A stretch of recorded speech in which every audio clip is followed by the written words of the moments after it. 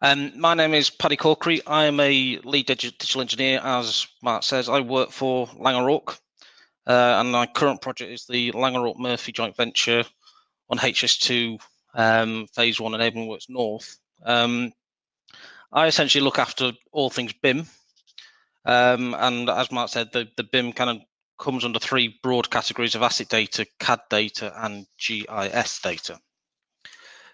In terms of the scope of works, we've got a massively broad scope on the enabling work. So we do everything from lots of different surveys, from ecological to noise and dust vibrations, archaeological geophysical stuff. We've got some real nice heavy civil engineering. You can see that photo there is of a bridge we moved onto the M42 over a weekend in August. We do a huge amount of demolition. And there you can see Mark Thurston, the HS2 Chief Executive, coming down to see our works at Washwood Heath, where the new HS2 train depot will be. If any of you watched the Britain's Biggest Dig programme that's run on the last 3 or 4 weeks on BBC Two, 1.5 of those episodes were based in Curzon Street, where that picture was taken. There we exhumed 8,000 bodies to enable the new station to be built over the next 10 years. We have a lot to do with the H2 Green Corridor, and we built an awful lot of ecological mitigation sites to offset some of the stuff we're taking down. And then another one of the real key bits of work that we do is woodland winter clearance to enable the track to come through. Now, I'll come in here to talk about ecology data and to kind of give you a little bit of context as to what we've done. Over 3 years, we at LM, we've done 10,000 surveys across 2017, 18, and 19.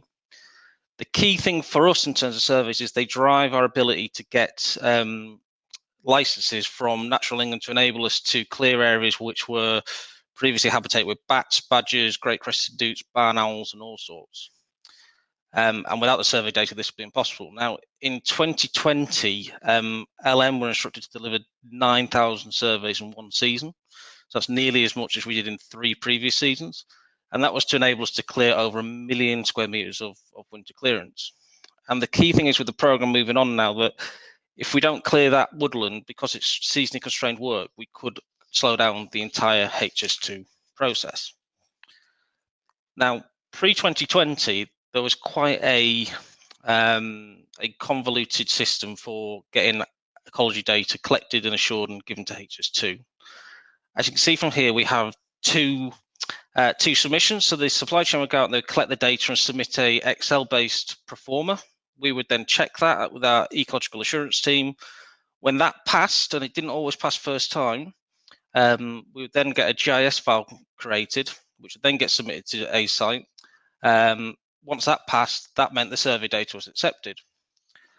The problem was that for data for license needed under the previous strategy, we had to get to this stage, but we did know that if we did that, we'd miss the window for obtaining licenses because it just takes too long. So we changed the system and we came up with a workaround, which essentially meant that the LMGIS team took the Excel proforma submitted by the supply chain. They would convert them to GIS ahead of any assurance that happens. We'd upload them to the LM Web GIS system, and then that would mean the data could be used by the ecology team for licensing and other purposes. And then we did that each month because we got monthly submissions. Now, there were some problems with this. And these are very similar to what Seb was talking about in the last presentation. So performance data was delivered by multiple contractors, and they often did it slightly differently, which makes it hard to convert it. So that meant we had to take time to get the stuff done so that it could be used by the licensing team. And then some of it was just that bad that we just couldn't convert it whatsoever. No matter how fast we could go, we could never go fast enough. I could have had 100 GIS engineers with all the licensing software in the world, and it just wouldn't have worked under the current system. And then the process just repeated each and every month, which made life quite difficult for us to get on.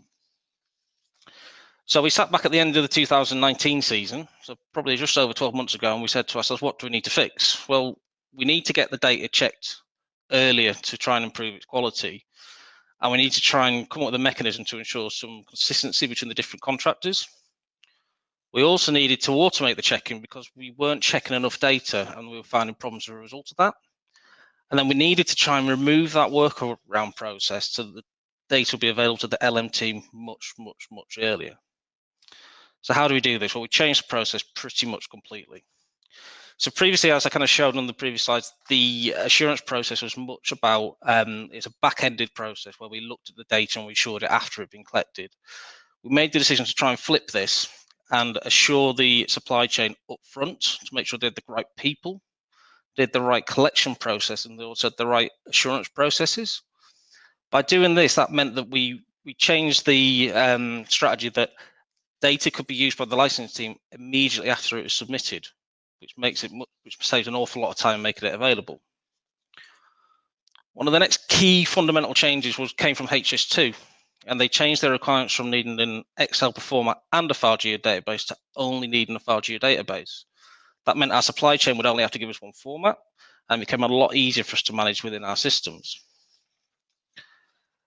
Now, one of the key things that really helped us was the what we call the data quality portal, which is the 1DataGateway system that Seb talked about. The real advantages we found of this is that this system with its predefined rules would check 100% of the data 100% of the time. We also made it available to the supply chain online, so that means that they didn't have to worry about FME workbenches or Python scripts or anything like that, and it became a very simple process for them to use. They were also able to check their data prior to submission to us, and by knowing that these checks were able to take place, we had much greater confidence that the quality of data coming through would be really good. The sort of things it's looking for: primary keys, foreign keys, uniqueness IDs, domain checks, data format checks. That's a very high level list, that, but it doesn't do it justice, but it does an awful lot for us. The other real key thing, which Seb mentioned several times in his presentation, is we changed the delivery from having multiple deliveries coming into a site, which should then sit there living unconnected. We made the submission has to go directly into our enterprise geodatabase. So that had a couple of really good things for us. So because it had to go to the data quality tool, that means it had to pass the checks before it went in. That gave us so much more benefit that we've done a lot more of the assurance a lot earlier in the process. And in fairness, it means the supply chain are empowered to do it themselves. And because it's sat in the enterprise geodatabase, that means that every time we get a new submission, it just joins in the rest of the existing data set and just makes it a bit larger. So now we're not having to take multiple data sets and join them together before we can do any analysis. LM Spatial is our WebGIS platform, and by having the data coming directly into the enterprise geodatabase, it meant it was available on LM Spatial much quicker. So to give a little bit of context to that, in the old process, I think it could have taken about 2 weeks to get it from an A-site submission to get it ready and onto LM Spatial. Now, if it lands on a Monday, it's available on a Tuesday. So it's a real significant time saving in making that available because we remove that processing time. We've also gone and changed the assurance process. Before, it took place using a comment sheet which is attached onto the delivery in A site. Now it all happens within the LM Data Hub where the data is shared. And we're also able now to do the GIS assurance and the ecology assurance in parallel, which saves us time. But the real key thing about this is because of all the checks from the data quality portal, this means that the ecology assurance can be much more focused on the ecology. I would much rather these real technical experts were spending their time looking at the stuff about, is that the right place for a bat to live, than is that the right date stamp, or have they picked from the correct domain? Because it's just not, it's not good value to anyone of us, because it doesn't utilize their skills best. The other key thing then was we share the status of the submissions between the Data Hub and the Enterprise Geodatabase, and then that immediately goes into LM Spatial, so the wider team are all aware of the status of the data and are able to do their thing. And then finally, just to finish the process off, we would take extractions from the Enterprise Geodatabase to then submit to HS2 on their EB platform as they require. Because we're able to manage that much more better through the LM Enterprise Geodatabase, we found it's a much smoother process for us to get things through. And if any of the data failed, the resubmissions will just take place through exactly the same process.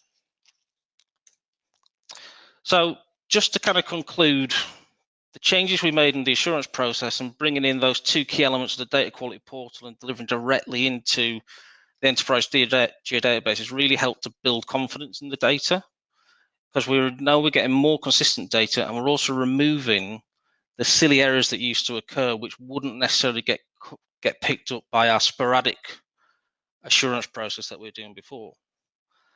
Having the ecology assurance team focusing on ecology rather than on basic data things is just very simple and really good. And like I said, we've reduced the time period between data submission and the data being made available to the team by at least 90%. And as a result of that, we've got far greater confidence that we can complete this real key winter clearance works to ensure that the HS2 programme as a whole can continue and be the success that we all want it to be. And with that, I'll say thank you very much.